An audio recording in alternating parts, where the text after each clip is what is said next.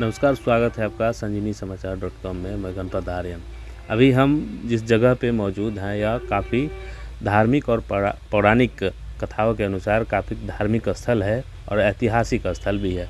हम मौजूद हैं सारण जिले के मढ़ौरा प्रखंड के सिलहौड़ी गांव में और यह जो पीछे हमारे आप कुआं देख रहे हैं, इस कुएं का एक ख़ास इतिहास है। इसका इतिहास यह है कि यहाँ नारद मुनि का मोह भंग हुआ था। नारद मुनि को जब शादी करने का मन हुआ तब वो इस कुएं में अपने चेहरे को देखे थे, क्योंकि यह जो बात है यह सतयुग की बात है और उस समय जो है आईना नहीं होता था कि लोग अपने चेहरे को देख सके। तब जो है वो नारद मुनि इस कुएं में अपना चेहरा देखे थे।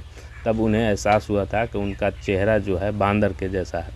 और इस कुएं की और क्या इतिहास है, यहाँ के स्थानीय एक बुजुर्ग व्यक्ति हैं, उनसे हम जानने की कोशिश करेंगे कि इसका क्या इतिहास है।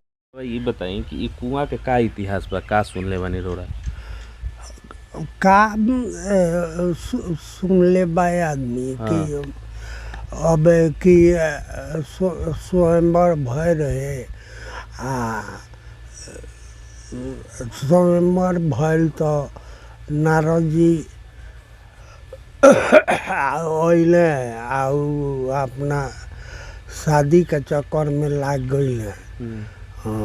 तो ओकरा बाद से कुछ ना हाँ यही नारवा में देख ले रहा। कहल जाला कि और भी लोग जैसे देखते हैं तो उनका चेहरा वो चेहरा बन ई माने खाली कहावत बा। हाँ सतयुग के बात बा। हाँ गांव के नाम भी माने वही हिसाब से पड़ा बा। हाँ सिलहौड़ी है। सिलहौड़ी मेला वाला भी लागे है ना। हाँ तो यहाँ मेला सब मेला के जगह तब इ नरवा पर लोग के का मान्यता है, पूजो जो होला। हाँ पूजा पाठ करेला लोग, करेला जे मानेला से करेला। जोगिंदर शर्मा। इस कुआं के बारे में क्या सुने हैं, क्या चर्चा होती है, क्या मान्यताएं? जी जैसे कि इस कुएं के बारे में बता देना चाहता हूं कि जो यहाँ नारद मोह का भंग हुआ था, मोक्ष, वो आपके विश्व मोहिनी स्वयंवर से हुआ है। जैसे कि आप यहाँ से कुछ दूरी पे जाएंगे तो जो सिलहौड़ी चौक है ना, वहाँ पे आपको एक सरकारी स्कूल है, उसके बगल में जाएंगे तो जो सीलनिधि राजा थे उनका वहाँ महल था। और जो उनकी पुत्री थी, वो उनका सरोवर था यहाँ पास बगल में ही, वहाँ से वो नहाने के लिए यहाँ आती थी। और नहाने के पश्चात में ऐसा इतना ना मतलब खूबसूरती था ना कि उनको अब राजा जो थे उसको बहुत ज़्यादा घमंड था कि मेरी जो बेटी है वो बहुत ज़्यादा खूबसूरत है। तो इसके प्रति उन्होंने क्या कहा कि स्वयंवर रचाया कि जो अगर सबसे ज़्यादा अगर सुंदर होगा, मेरी बेटी के लायक जो होगा, उसी से हम अपनी बेटी का क्या करेंगे, स्वयंवर करेंगे। हाँ तो बहुत सारे ही राजा महाराज बहुत जाना है शादी करने के लिए। तो ये बात पता चला नारद जी को। तो नारद जी को बात पता चला तो उन्होंने क्या सोचा कि इतना जब खूबसूरत है तो हम भी उतना खूबसूरत होंगे तभी होगा मेरे से शादी।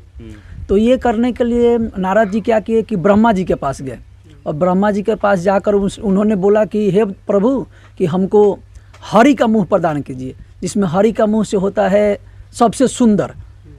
तो हरि का मुँह मांगने के लिए वो ब्रह्मा जी के पास चले गए और ब्रह्मा जी के पास गए और बोले कि हे प्रभु हमको हरि का मुख प्रदान कीजिए।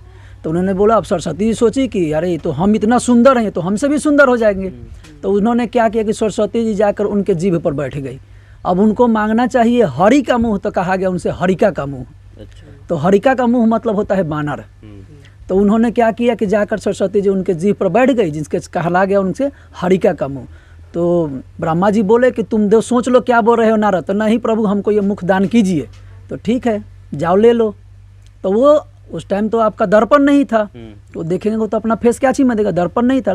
तो दर्पण ना देखने के बाद उन्होंने जब राजा का जब महल लगा तो उसमें सबसे ज़्यादा वो अपने आप को मान रहे थे कि हम ही खूबसूरत हैं, क्योंकि उसने अपना शक्ल नहीं देखा था। तो उन्होंने बोला कि हम सबसे ज़्यादा खूबसूरत हैं। तो उन्होंने बोला ठीक है, कोई बात नहीं, तो अब तो हम मेरे से ही शादी होगा, दूसरा कोई तो है नहीं मेरे अलावा। तो उन्होंने बोला कि अरे नारद तुम इतना क्यों कूद रहा है, तुम्हारा तो महल में सबसे बदसूरत चेहरा है तुम्हारा, तो तुम क्यों कूद रहा है। अरे कैसे बोल रहे हैं, इस महल में मेरे या इतना खूबसूरत कोई नहीं है। तो बोला कि अगर खूबसूरती का है तो जाओ तुम जाकर, एक नारद मुइनार है उसमें एक इनार में है, वो अपना फेस जाकर देख लो। तो उन्होंने क्या किया कि यहीं पास यही जो इनार है नारद मुइनार है, इन्होंने अपना क्या किया कि चेहरा को देखा तो उनको पता चला कि नहीं कि हरि का मुंह नहीं है, मेरा हरिका का मुंह है इसमें।